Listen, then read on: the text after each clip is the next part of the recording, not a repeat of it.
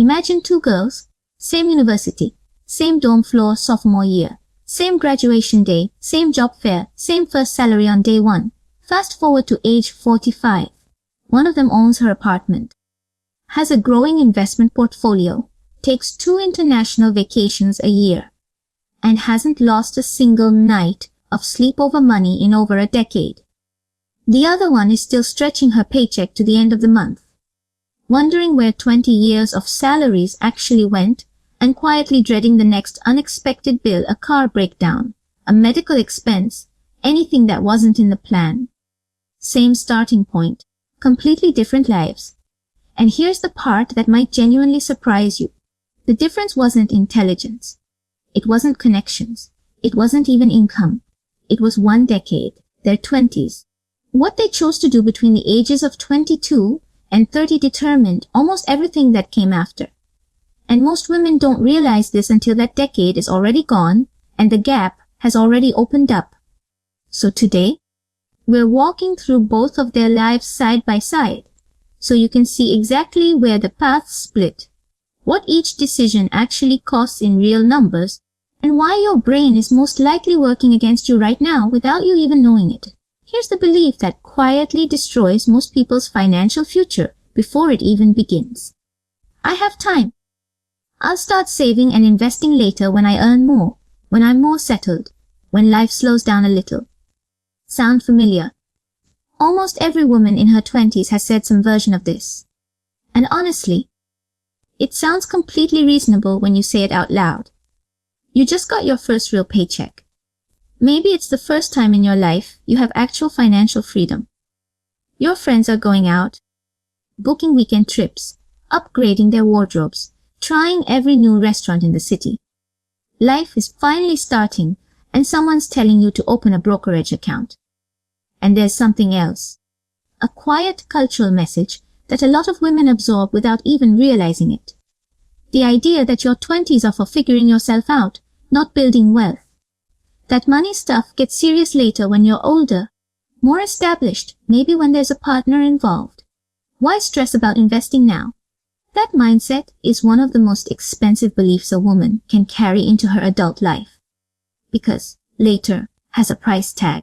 A very specific, very large price tag. And most people don't find out what it costs until they've already paid it. Let's meet our two characters. We'll call them Sofia and Emma. Both are 23 years old. Both just landed their first real jobs after college, earning around $45,000 a year. Same city, similar apartments, similar social lives on paper. Sofia decides she's going to enjoy her 20s first and figure out the money stuff when she's older. She moves into a nicer apartment, buys a car she loves, goes on trips, keeps up with the latest trends, and spends pretty much everything she earns. She's not going into debt, she's just spending freely. And she keeps telling herself she'll start investing at 30, when she actually has her life together. Emma makes a slightly different choice, not a dramatic one, not a miserable, stay home every weekend, never treat yourself kind of choice. Emma just decides to invest $400 a month, starting at 23. She sets up an automatic transfer into an index fund, automates it completely, and mostly forgets about it. She still goes out. She still travels. She still lives her life. She just treats that $400 like a bill she pays to her future self every single month before she spends anything else. Now here's where the story gets genuinely shocking. Emma invests $400 a month from age 23 to 30. Then she stops. Life shifts, career change, moving cities, expenses go up. She doesn't add a single dollar after age 30. Sofia, at 30, finally decides to get serious.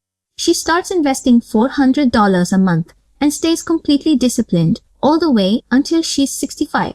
So Emma invested for just 7 years and stopped. Sofia invested for 35 years straight, never missing a month. Who ends up with more money at 65? Emma. And it's not even a close contest. At an average annual return of around 10%, which is historically consistent with broad market index funds, over the long term Emma ends up with approximately $1.1 million.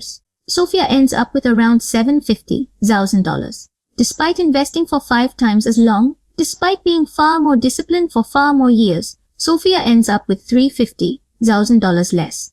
Emma invested for 7 years. Sofia invested for 35. Emma still wins. This is compound interest. And it is, without any exaggeration, the most powerful financial force in existence, and the one that most people in their 20s are casually, almost cheerfully, ignoring. Here's the simple way to picture it. When your money earns a return, those returns start earning their own returns. Then those returns earn returns on top of that. It multiplies on itself, over and over, for decades. The longer the chain runs, the more explosive it becomes.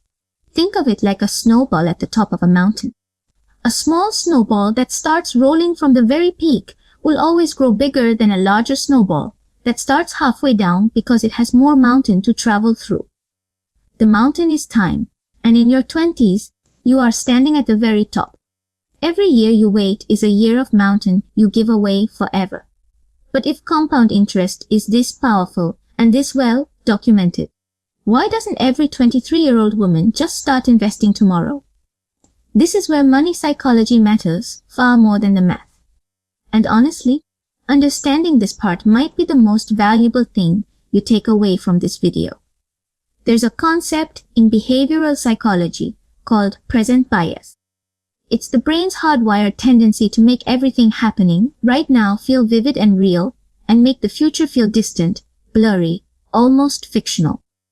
When you have $400 in your hand today, your brain experiences that as very real. The dinner with your friends this weekend is real. The concert tickets are real. The vacation you've been planning is real and exciting and happening soon. Your financial security at 60. That version of you feels like a completely different person. Researchers have actually studied this with brain scans. When people imagine their future selves, the part of the brain that activates looks almost identical to when they think about a stranger, someone they've never met. Not themselves. A stranger. So when Sofia says, "I'll start later," she isn't being careless or irrational. Her brain is genuinely, biologically not built to sacrifice for someone it doesn't fully recognize as herself yet. And there's another psychological layer that specifically affects women in their 20s. A lot of women consciously or not absorb the message that serious wealth building is something that happens later, in the context of a bigger life picture, when there's more stability, maybe when there's a partner, maybe when there's a house involved. Investing independently, aggressively, for yourself, right now, at 24, can feel almost strange, like you're skipping ahead or being overly serious about something that doesn't need to be serious yet. That feeling is not your instinct protecting you. That feeling is costing you hundreds of thousands of dollars. Here's what actually happened to Sofia and Emma's lives by their mid-30s, beyond just the account balances.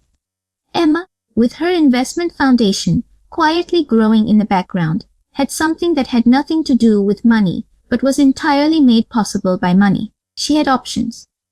When she wanted to leave a job that was draining her, she could. She had a cushion. When she wanted to take a year and try something new, she could do it without panic. When a great opportunity came up that required her to take a pay cut temporarily, she said yes, because she wasn't financially desperate. She was making life decisions based on what she actually wanted. Sofia, doing everything right from 30 onwards, was still playing catch-up. And catch-up has a psychological cost that doesn't show on any spreadsheet. There's a low-level financial anxiety that follows you when you know you're behind. It makes you overly cautious sometimes, impulsive other times. It affects the risks you take at work, the relationships you stay in, the opportunities you talk yourself out of. Financial security in your 30s doesn't just mean a bigger number in your account. It means a quieter mind. Let's bring this into real life, because I don't want this to just be a story that feels inspiring for 10 minutes and then fades away. The first thing to understand is that you don't have to be extreme. Emma didn't sacrifice her entire 20s. She didn't stop living. She automated $400 a month and left it alone. That's less than what most people spend on subscriptions, takeout, and impulse online shopping without even tracking it. The practical move is simple. Decide on the smallest amount you can invest consistently right now, even if it's $100 or $200, and automate it so it moves before you ever see it. Pay your future self first. Everything else gets spent from what's left. The second thing is to truly understand what you're trading. When you spend $400 this month, instead of investing it, you're not just spending $400. Depending on your age, you could be giving up several $1,000s of future value. The real cost of lifestyle spending in your 20s is almost always invisible in the moment and devastatingly visible in your 40s. The third thing is to get honest about what you're actually comparing. You are not choosing between fun now and misery now. You are choosing between fun now and freedom later. Because at some point in your 30s and 40s, Emma and Sofia's lives stop looking similar.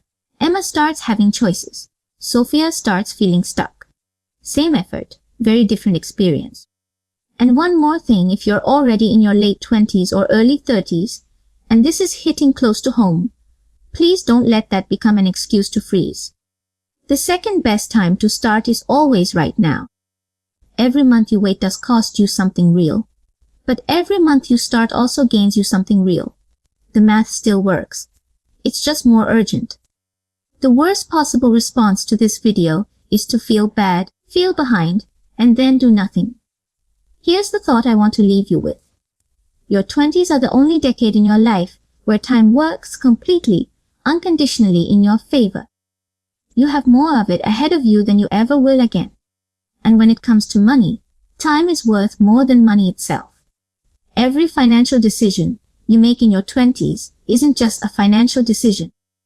It's a decision about what your 40s and 50s are going to feel like. Whether you're going to have options or obligations. Whether money is going to be a tool you use to build the life you want, or a weight that quietly limits every choice you make. Emma and Sofia didn't end up living completely different lives because one was smarter, or luckier, or more talented. They ended up in different lives because of what they each did with one ordinary decade that most people treat like a warm-up act. Your 20s are not a warm-up. They are the most financially powerful decade of your entire life. The snowball is sitting at the very top of the mountain. The only question is, are you going to start rolling it?